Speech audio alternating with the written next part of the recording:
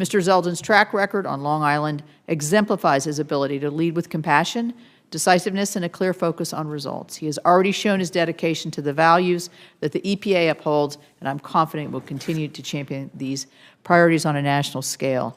And I ask unanimous consent, which I'll grant myself, to enter this into the record. I would say there are always no better advocates than our local advocates who actually work with us all the time, and obviously you have a very strong constituency there.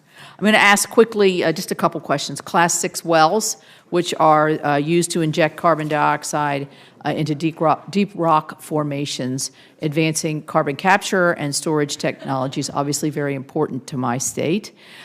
We provided EPA funding through the IIJA for to have the EPA grant state primacy for Class 6 wells, since they constitute a different aspect of permitting. And to date, only 3 of these states have been granted Class 6 primacy. And the EPA has 150 permit applications pending for approval. We have 3 Class 6 well projects under review, and the proposed final action granting West Virginia our state primacy was published in the Federal Register on November the 25th. This is going to be very important to us, as we had testimony last year that the North Dakota, who has primacy, was able to permit, I think, 7 wells in a short period of time, whereas the EPA, as they were trying to permit under their federal authority, it took them over many more years the time to permit just 3. So you can see how those who, again, who are closest to the situation have the ability to make good decisions. So will you prioritize the timely completion of West Virginia's Class 6 permitting process and work with me to ensure that the EPA is a resource rather than a barrier in this transition? Yes, Senator. Thank you.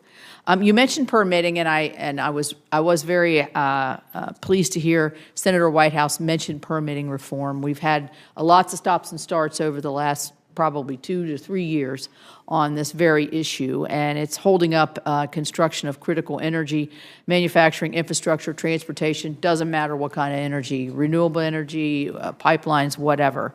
So we need to make it easier to build in America. I believe that's President Trump's vision as well, by modernizing and streamlining our environmental review and permitting processes. Congressman Zeldin, what opportunities do you see for EPA to be able to establish more efficient and predictable permitting processes, in addition to working with all of the other agencies that play a part in this vital decisions? And Chairman Capito, that last part of your question is key for different agencies to be able to work with each other, collaborating with each other, and also for agencies to be able to collaborate with Congress on any opportunities that Congress sees to pursue permitting reform as well. As far as EPA jurisdiction goes, we see a role of the EPA, for example, as it relates to environmental impact statements. There are different issues where there will be opportunities for the EPA to follow its obligations under the law. There's a possibility that Congress might choose to make changes to the law on items that are under EPA jurisdiction. I would look forward to doing my part to make sure that the EPA is not holding up any opportunities to be able to pursue sound applications that otherwise would be and should be approved. Yeah, I think a lot of times in the public domain, permitting reform means to certain people skirting the rules or breezing through environmental reviews without really taking them seriously or actually having them science-based, as we've talked a lot about today. That's not what permitting reform means. Permitting reforms means make these environmental clean air, clean water rules and others and other agencies work together and work so that we are getting the right result of clean air, clean water, but we're able to move forward. And so I look forward to that.